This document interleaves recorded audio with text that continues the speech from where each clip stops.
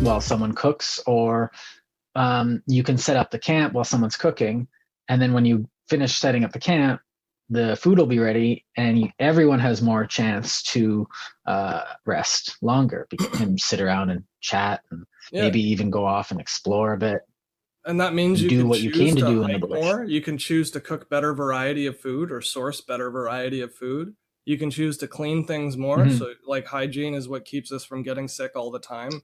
So, there's all these like spillover benefits to synergies. So, the point of markets is to sort of have those spillover benefits. Like, we don't all need nurses every day, but we all want nurses to exist when we need them.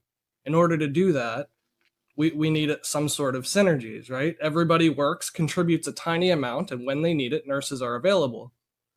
And it's like the same thing with insurance. The entire reason we Sorry. buy property insurance and things like that is, insurance works on the same principle. I mean, if you have 10 fires per year and there's 1,000 people, not all 1,000 people will lose all of their belongings, but at any given point, someone in their lifetime is more than likely, well, I say more than likely, but I just mean more than 50% chance, more than likely to experience a fire at some point in their lives if they live 100 years. Mm-hmm.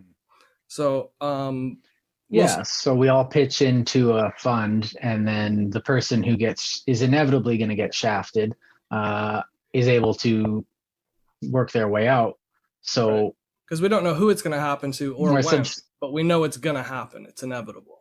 The reason why we want to look at economics from this perspective is because I think the way that we're going about it right now in society is we're just entrusting people in the know or who we expect to have expertise on economics to make policies and government positions, and a lot of people just sort of assume that they are not fit to comment or opine on how the government chooses to subsidize or prefer certain sectors over others. Allocation of monies and budgets. We elect representatives based on their plans, but we don't deem ourselves fit economists. But then we elect people because they're supposed to help the economy, like he who shall not be named, based on some sort of idea that because a rich person is rich, that they're good with economics. But just like my English, I can write, but it doesn't mean I'm an English major.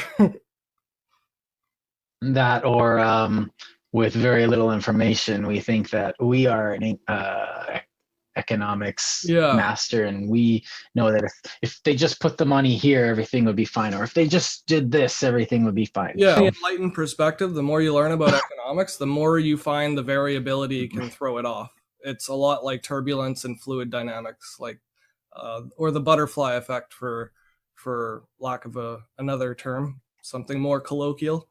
To start off, we should talk about like a small confined system so that we discover the point of markets, not by me professing it or lecturing on what it is. I want to show why it's necessary to have a market, and what the benefit is and the use for it. Because once you know fundamentally the philosophy of a market, you can make better decisions about how it should operate. And I think that's what a lot of us are overlooking right now, is that we're looking at some kind of end goal that's been manufactured for us by people who have means. And that was never the intention or purpose as a society to develop a market. So to get at why we want a market, or what it's useful for, or like what its social function is, we could start off just by thinking of a closed system. So think of a village of like 10 different people. And very basic, no technology, no electricity, nothing like that. We're just talking about basics right now. So like food, water, shelter, clothes. That's basically it. Education is whatever people teach you about food, shelter, water, and clothes. So that's just our little box. Two families, we're using for our thought couple huts. Yeah, call it two families. Ages dispersed, so a couple seniors, a couple babies, mostly in between. Everybody else is in between. If you had everybody trying to procure their own needs, so that means that every unit of heat that comes from a fire, each individual had to procure that unit of heat for themselves. Everybody would spread out and go, gather wood or whatever every day. And every day they would go out and gather berries and bring them back.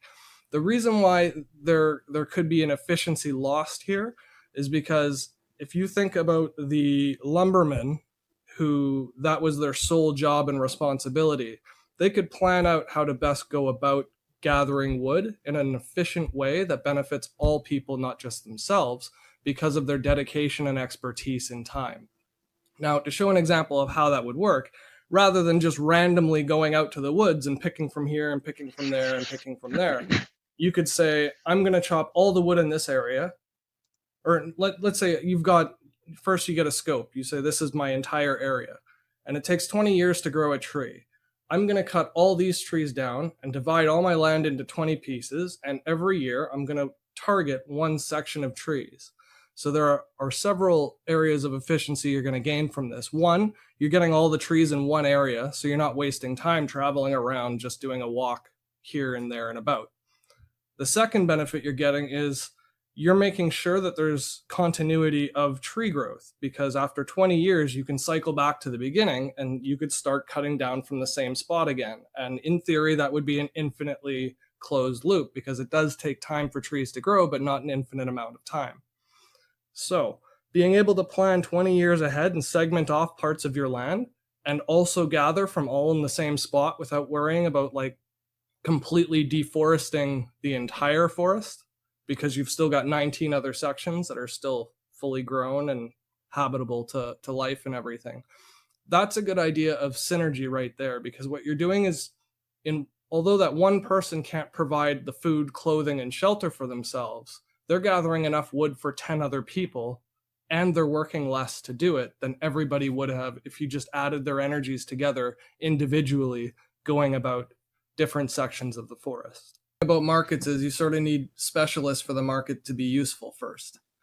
So what we had gone to was the guy with the lumberman, or woman, either or, develops a system, and that's sort of their expertise in design or segregating or partitioning parts of the forest to cultivate resources from, and to free up the time of everybody else in the village, the other 10 people that are there. So now if you extend this same concept to the person cooking, being able to figure out which food is the most nutritious and how to cook it, and cooking it from a giant vat as opposed to cooking in individual pots for each portion meal, you can see how the lumberman's efficiencies or economics of trade can be transposed into a completely different field of study, which is nutrition and cooking, cuisine, culinary arts of the Paleolithic hominid we're speaking of. So I guess just to drill the point home, you could go into that person might be the more elderly who's less fit to go chop wood. It would be a person who's got the time and energy and the experience in life, having eaten for so many days of their lives compared to everyone else. They might be the best fit to prepare meals for the group. And the reason they prepare meals for the group is the same reason that the lumberman gets everybody's wood, the wood for the group, because they will end up working less with a greater quality outcome, and everyone benefits from it in the end, without it taking away from the person who's doing the work. So the lumberman gets a benefit from everyone else's time being freed up. He gets to go home and get a more nutritious meal than he could have made for himself, absent the expertise. Right, because less of the meat is wasted, so it's take more off the bone. You know how to use the fat more effectively. Maybe you can get the marrow out and or use the bones, boil the bones more effectively. Or the time to you throw less away. Outside and salted and smoked, and like all these flavors and spices and berries that you could be adding to it. That, you know, if you had to do everything for yourself and you were doing all these inefficient processes all throughout your day, everything would be done half-assed, basically, because there's just aren't enough time in a day to master every single skill. That sort of gets to mastery. And extending that from the cook to the lumberman, you can go into the tool maker, as you were getting at with the fish hooks. Now the fisherman and the fish hook specialist, or whatever you want to call them, will probably need energy from the woodsman and food from the cuisine master, and they would in turn provide a greater benefit to the entire group of 10 in this small society, being that they can produce those nets and sewing utensils, and then you could have a seamstress who helps with the clothes, because we're still talking about just people's basic needs, right? Food, water, shelter. And then of course you transpose that to somebody who builds homes. So I think we've drilled it to death, but it's really important because this is the founding principle, the reason why we have markets and economics and subsidies and incentives and supply and demand. The reason all of these economic principles exist is specifically to encourage and extract synergies from each other's work. It's not to step on someone else to get more than them, and it's not to say that everybody has to be poor because that's just fair and equal. It's not about that. The entire point, completely agnostic to the outcome, is to get the best possible outcome, whatever that outcome is.